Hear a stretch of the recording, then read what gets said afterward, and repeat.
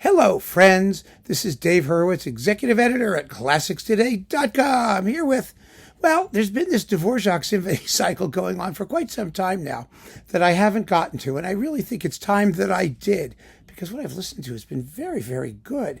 There are 6 volumes out so far, and the nifty thing about it is that it isn't just Dvořák symphonies, but it's other interesting and less well-known orchestral works. So we'll get to those in the appropriate volumes, but I started with volume 3, actually.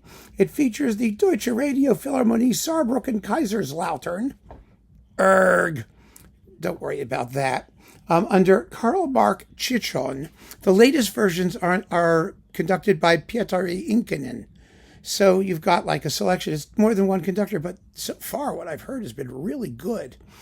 So I just want to point that out. It's on SWR Music. It began life on Hensler and now has moved to SWR Music.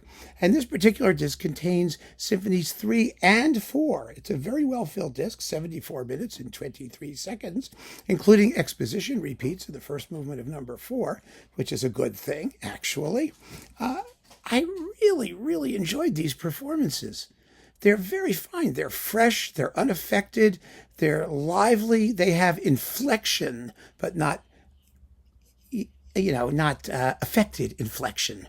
It's just freshly inflected. Now, the third symphony, as you may know, is one of Dvořák's early masterpieces. It is gorgeous and quite revolutionary in its structure, radical even. It has an allegro first movement with no exposition repeat at all.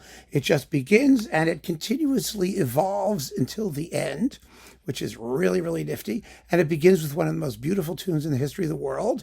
Ya da da da da da da da, ya da da da da da da, ba da da da da da da da da da da. I know it's horrible when I do it, but oh, it's so beautiful.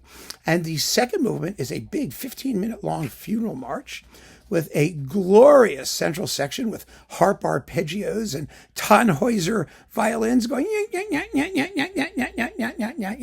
big glorious Wagnerian chorale theme. And it has a tune in the middle of it, as we're doing the Wagnerian chorale theme, that appears later in the legends.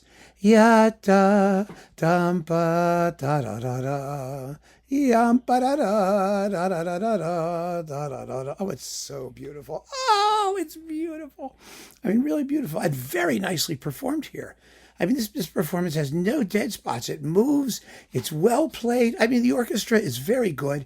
They don't maybe have the characterful woodwinds that you hear, for example, the Czech Philharmonic and whatnot, but the balances are true and the rhythms are sprightly. And that's what you need. And then the finale is like a scherzo/finale thing with triangle part. It actually had a cymbal and bass drum part originally that's printed as an appendix in one of the scores.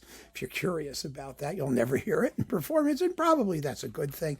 But wow, it's a lovely performance of a beautiful symphony that you really ought to know. So after this, we get Symphony number 4, which is one of the stepchildren of the Dvořák symphonies.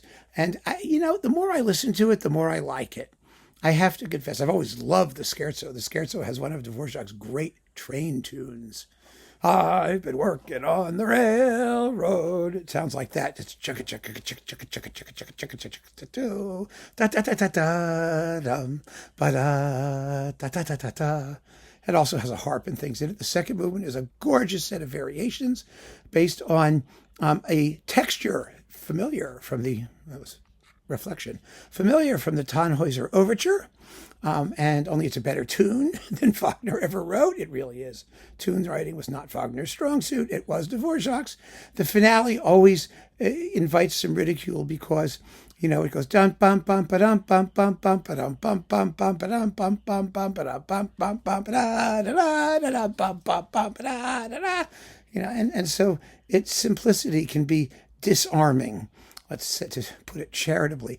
But the second subject is this gorgeous lyrical melody, and it comes back as a big climax, a big lyrical effusion, really one of the very first examples of that kind of romantic climax, where the big lyrical tune that you hear at the end of like Rachmaninoff's Second Symphony or his Second Piano Concerto or the Tchaikovsky First Piano Concerto, or, when you just get this big, gorgeous tune that comes back as a climax. Well, Dvořák did it first. in this symphony, because these symphonies are early. I mean, what are they? The 1760s, mid 1760s and 70s. They're the ones that got Brahms's attention, and rightly so. Really, really, just beautiful performances. Very well recorded by SWR Music or SWR Musik, if you want to put it that way, auf Deutsch. Fine stuff.